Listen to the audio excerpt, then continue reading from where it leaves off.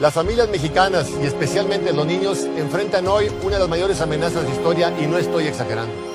Y es que el Senado acaba de aprobar una reforma sobre derechos humanos que aunque tiene cosas muy buenas, también tiene otras muy malas. Es como si nos regalaran un gran banquete, pero acompañado de una copita de cianuro.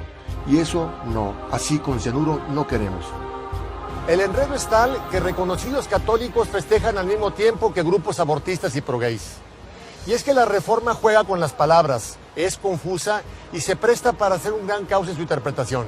Básicamente hay 4 problemas. La pérdida de libertad religiosa con la modificación que dice que el Estado podrá decretar medidas restrictivas a los actos religiosos de culto público.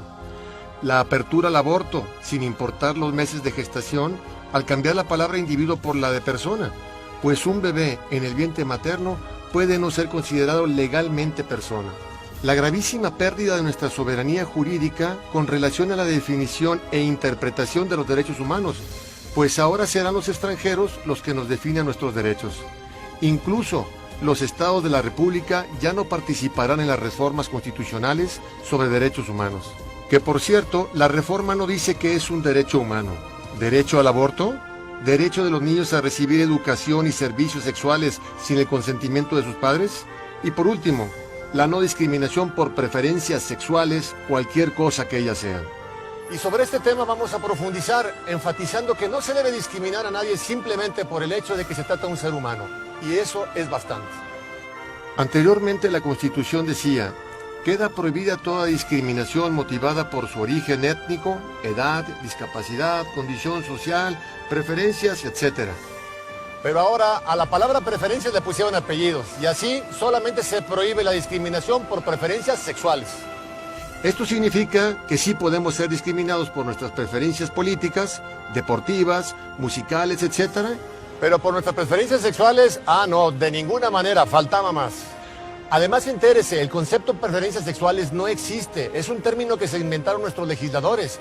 No está reconocida ni en la legislación internacional, ni en instituciones tan reconocidas como la Asociación Psiquiátrica Americana, la APA. Es la misma APA la que describe 23 comportamientos sexuales. Ojo, no preferencias. Y entre ellos hay varios considerados como desviaciones sexuales. Estos son algunos: homosexualidad, bisexualidad, transexualismo, pedofilia, transvestismo, fetichismo, voyeurismo, exhibicionismo, sadismo sexual, masoquismo, etc. Tal como quedó la reforma, nuestros senadores quieren que no discriminemos, por ejemplo, a pedófilos, sadomasoquistas, fetichistas. ¿A qué se refieren con no discriminarlos? ¿Querrán abrir en México una sucursal de la Asociación Norteamericana para el Amor entre Hombres y Niños? ¿Grupo pedófilo que busca la legalización de las relaciones sexuales entre adultos y niños? Siendo optimistas, no creo que se estén refiriendo a esa no discriminación, pero mire lo que sí va a suceder. En todas las escuelas mexicanas, públicas y privadas, se deberán enseñar a los niños todos esos comportamientos sexuales, pues de no hacerlo, las escuelas estarían discriminando a las personas que tengan esas conductas. ¿Les suena exagerado, radical, alarmista? Bueno, vea este libro de la Organización Mundial de la Salud que es auspiciada por la ONU. Que se entrega a los profesores de educación sexual. México ya mandó profesores a capacitarse. Y cuando la ONU se refiere a orientar a adolescentes en sexualidad, está hablando de chicos de 10 a 19 años. Y en la página 35 la ONU habla de la variación sexual, no preferencia. Y al respecto dice lo siguiente: la variación sexual se califica más comúnmente como desviación sexual. Y puesto que la palabra desviación se emplea con un sentido peyorativo, es mejor no usarla. Entonces ya no serán desviados sexuales, les tendremos que decir variados sexuales según la ONU. Y en la página 36 nos indica cuáles son algunas de estas variaciones, que dice no son necesariamente nocivas. Imagínese una clase de quinto de primaria hablando de sadomasoquismo o transexualismo. Aquí está el libro para que lo consulten los escépticos. Pero además, será obligatorio enseñar a los niños desde kinder que el matrimonio puede ser de un hombre con una mujer, o de hombre con hombre, o de mujer con mujer. Pues de no hacerlo, las escuelas estarían discriminando a quienes tengan una unión homosexual. ¿Le sigue sonando exagerado? Déjeme decirle que a escondidas el gobierno mexicano ya empezó a educar en la homosexualidad desde kinder. Ve aquí un ejemplo. Esta imagen es de un libro de la biblioteca de la Secretaría de Educación Pública para el Jardín de Niños. Sí, ahí está, junto a los cuentos infantiles. En este libro les enseñan a los niños de una forma grotesca, fuera de contexto y vulgar, que mamá y papá juegan encuerados en su cuarto cuando se encierran con llave, que hay mujeres que se enamoran de mujeres y que hay hombres que se enamoran de hombres. En resumen, le da la bienvenida a los chiquitines al mundo homosexual. Y si usted como padre no está de acuerdo, lo van a meter a la cárcel. Como ya le pasó a David Parker en el estado de Massachusetts, quien fue arrestado por tratar de evitar que su hijo de 5 años le enseñaran que cuando crezca puede ser gay.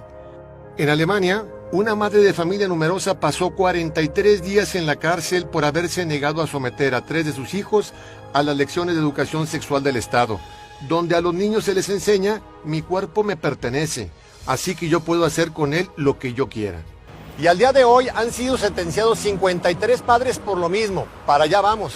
Pero la amenaza de esta no discriminación también afecta a la libertad religiosa, al pretender que católicos, evangélicos, judíos, musulmanes, etc., reescriban la Biblia, el Corán y la Torah para evitar cualquier mención en contra de los homosexuales.